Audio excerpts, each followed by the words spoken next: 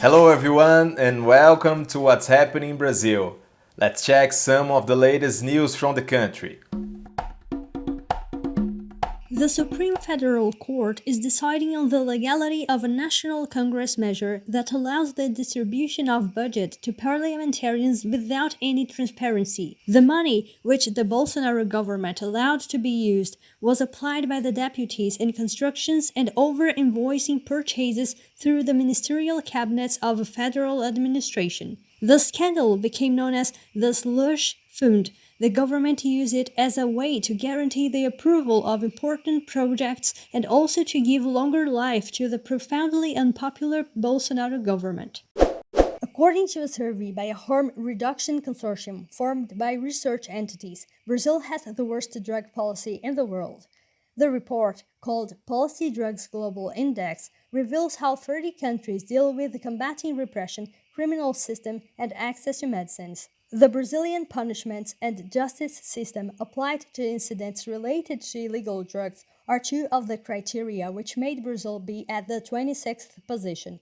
According to the Brazilian Forum of Public Safety, these cases is 9% of the total in 2005 and became 29% this year. The survey points out that the country arrests too many people that have the same ethnic and socioeconomic status, and most of them live in favelas. One of the worst environmental crimes of Brazil's history turned 6 years old. Burst of Mariana Tailings Dam in Minas Gerais state, southeast of Brazil, harmed thousands of people who are still waiting for a court-awarded compensations for a tragedy that completely changed their lives.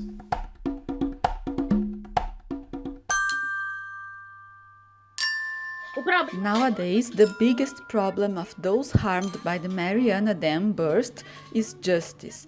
The court has been acting as a stooge for the mining company. 6 years after the worst environmental crime of Brazil's history, a new agreement to make happen a compensation that never came to be is being discussed by the National Council of Justice. To this day, thousands of harmed people along the Doce River were not acknowledged as such. Only about 8,500 people have access to emergency financial assistance of one minimum wage. The rebuilding of the communities destroyed by tailings still didn't happen. More than 200 families from Bento Rodrigues, Paracatu de Baixo, and Gesteira still do not own a house. They have been living in temporary houses or houses neighboring the village's debris. They haven't solved anything yet. Nothing about the resettlement, nothing about a new lot of land. My house is full of cracks. It needs to be renovated. And there is the dust. I suffer from allergic rhinitis that I didn't have before. On November 5, 2015, the Fundão Dam burst, causing 19 deaths, destroying communities and contaminating a large portion of the Doce River basin. The dam was owned by Vale, Samarco, and BHP Billiton mining companies. The Brazilian Federal Public Ministry estimates about 1.4 million people were harmed and 34 cities of Minas Gerais and Espírito Santo states were damaged. Meanwhile, Samarco, which resumed operations in December 2020, produced 4.4 million tons of iron ore until July 2021. It was achieved under judicial reorganization and with only 26% of the mining company's production capacity. The compensation lawsuit kills much more than the dam burst of November 5th. I buried my grandma and my uncle. They escaped from the mud. They hid and ran. But I buried both of them 3 months apart from each other because of the compensation.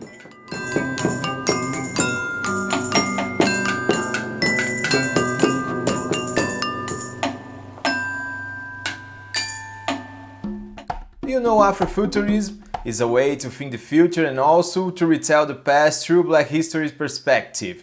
Afrofuturism has been conquesting movie audiences and readers of books and comic books. What do the movie Black Panther, The Free Jazz by Sun Ra, and the Sci-Fi Stories by Octavia Butler have in common? They are all representing Afrofuturism, an aesthetic movement that sketches out the future through Black people's eyes. It's a concept born in the US, but it has gaining ground here in Brazil.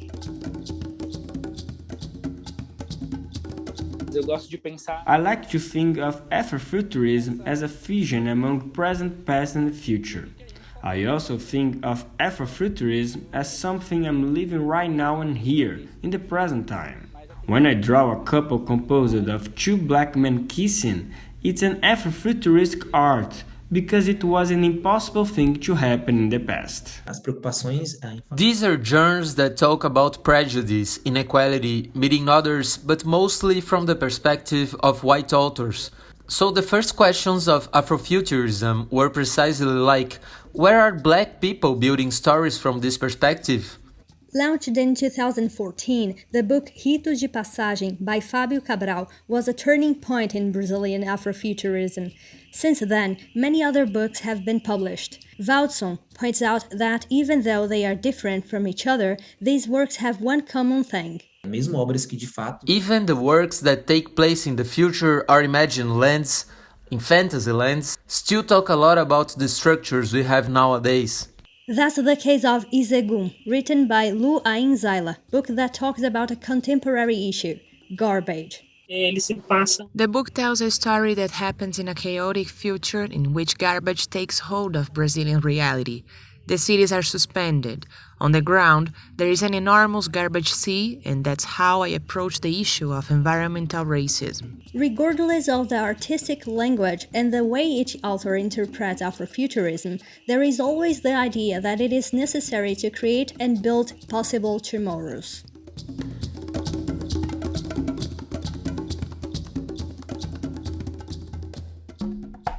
Let's learn a delicious recipe.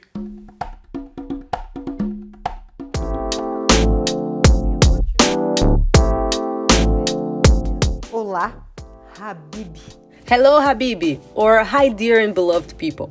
Today's recipe comes from the Middle East. It's habibiti, a very loved Brazilian food, esfirra. Mix yeast with water and half a cup of wheat flour. Cover it with a dishcloth and let it grow for 15 minutes to activate the yeast. This mixture is called esponja. After 15 minutes, you will see that it's double-sized. Then you add cooking oil, sugar, and salt. Mix well and add the wheat flour little by little until it is just right. Cover the dough again and let it grow for 30 minutes. The best is to let it near a warm place. While the dough is growing, let's make the filling. To prepare the raw meat, you must mix it with minced tomato, onions, parsley, 7 spices, and lemon juice. Mix well. To prepare the curd filling, season the dry curd you've learned to make some episodes ago with salt and oil. Time to fill this esfirra. Cut pieces of the dough and open them in a circle shape. Arrange the filling in the middle of the circles, and if you're going to make closed esfirras, close them in a triangle shape. If you prefer the open ones, put the filling in the middle and thus press the edges to make it like a small boat. Sprinkle cornmeal on a baking tray and place the esfirras in it. The cornmeal prevents the esfirra from sticking in the baking tray and absorbs the liquid that drips from the esfirra. That's the recipe's secret. Bake it in a preheated oven at high temperature for about 15 or 20 minutes, depending on the oven you have.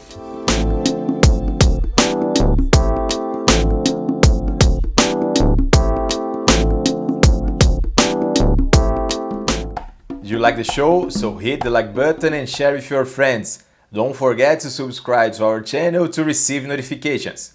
We'll see you next week.